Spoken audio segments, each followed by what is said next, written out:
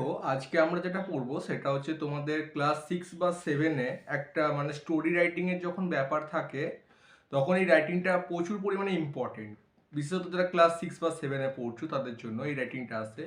তো তোমাদের আজকে যেটা পড়াবো সেটা হচ্ছে এ বিয়ার অ্যান্ড টু ফ্রেন্ডস নামক যে স্টোরিটা মানে পরীক্ষায় লিখতে হয় সেইটাই আমি তোমাদের সাথে শেয়ার করব।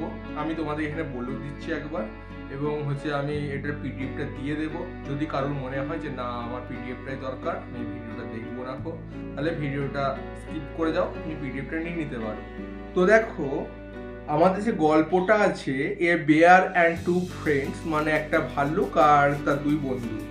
তো গল্পটা শুরু হচ্ছে once upon a time two friends were walking along a forest road. তো কোনো একটা সময় দুজন বন্ধু তারা একসঙ্গে জঙ্গলের একটা রাস্তাতে হাঁটছিল। They knew wild animals could attack them anytime. তো তারা জানতো যে কোনো মুহূর্তে বন্য প্রাণীরা তাদেরকে আক্রমণ করতে পারে। অ্যাকচুয়ালি দেখো, যেহেতু জঙ্গলের রাস্তায় হাঁটছে সেহেতু তো যে কোনো সময় তো মানে আক্রমণ করতেই পারে। তো সেটাই তারা ভেবেছিল।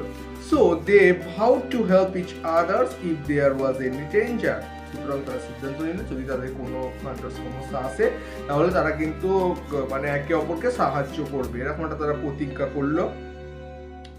Suddenly they saw a bear coming towards them. কিন্তু হঠাৎ করে দেখতে পেল যে সত্যি একটা ভাল্লুক তাদের দিকে এগিয়ে আসছে।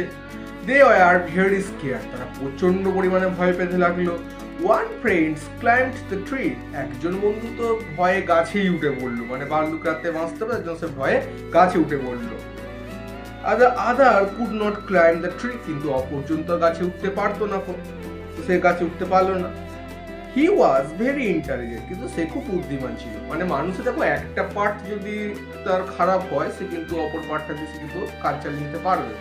তো সে হচ্ছে মানে গাছ উঠতে পারে ঠিক, কিন্তু সে খুব ইন্টেলিজেন্ট ছিল। He knew that bears don't eat dead people, সে জানতো যে ভাল্লুক মরা মানুষদের খায় না। So he lay down on the ground like he was dying. সুতরাং সে কি করলো, সে মাটিতে শুয়ে পড়লো, এমনভাবে শুয়ে পড়লো যেন মনে হবে, দেখে মনে হবে সে মারা গেছে। The bear came there and sniffed the man down and left. তো তারপরে সেখানে ভালুকটা এলো, তাকে কিছুক্ষণ ধরে শুনলো, শুনতে দেখলো এবং সে তারপরে চলে গেল সেখান থেকে। The bear came there, sniffed and went down and left.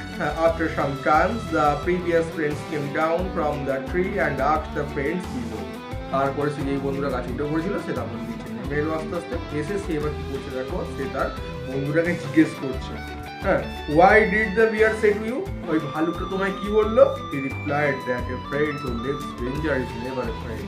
তখন সেটা উত্তর দিল যে বিপদের সময় যে মানুষ বা যে বন্ধু ছেড়ে চলে যায় তাকে কখনোই বন্ধু বলা উচিত নয়। তো মোরাল দেখো, আমি তিনটে মোরাল লিখেছি। তিনটে মোরালে তোমাদের যেই মোরালটা পছন্দ হবে তোমরা সেই মোরালটা কিন্তু লিখতে পারো। তিনটে লেখা দরকার নেই, যে কোনো একটা মোরাল লিখবে, ঠিক আছে? ফার্স্ট মোরালটা আছে real friends are known in danger, বিপদের সময় আসল বন্ধুকে চেনা যায়। Selfish peoples never deserve to be friend, মানে স্বার্থপর মানুষরা কখনোই বন্ধু হওয়ার যোগ্য নয় কেউ। আর 3 নম্বরটা হচ্ছে a true friends is a person who stands by you in bad times. তো একজন সত্যিকারের মানে বন্ধু একটা মানুষের বিপদে খারাপ সময় সে কিন্তু তার পাশে থাকে। তো তিনটে মোরালই কিন্তু এই গল্পটার মোরাল হিসেবে দেওয়া যায়। তোমরা যে কোনো একটা নিজেদের পছন্দ মতো মোরালকে কিন্তু নির্বাচন করতে পারো এবং তোমরা এক্ষেত্রে কিন্তু পরীক্ষাতে লিখতে পারো। তো হচ্ছে গল্পের টাইটেল, গল্প এবং মোরাল তিনটে দিয়ে দিলাম। তো তোমরা সেরকম তো রেডি করতে পারো। এবং দেখো পিডিএফের সেকেন্ড যে পেজটা আছে সেখানে কিন্তু গল্পটার যে বাংলা মিনিংটা যেটা আমি তোমাদের বললাম সেইটা কিন্তু এখানে দেওয়া রয়েছে। যদি কারোর মনে হয় যে শুনে শুনে বুঝতে পারছি না, বা অনেকে থাকে বাংলাটা ইংরেজির সাথে মুখস্থ করে আর কি, তাদের জন্য দেওয়া রয়েছে, তোমরা সেখানে দেখে নিতে পারো।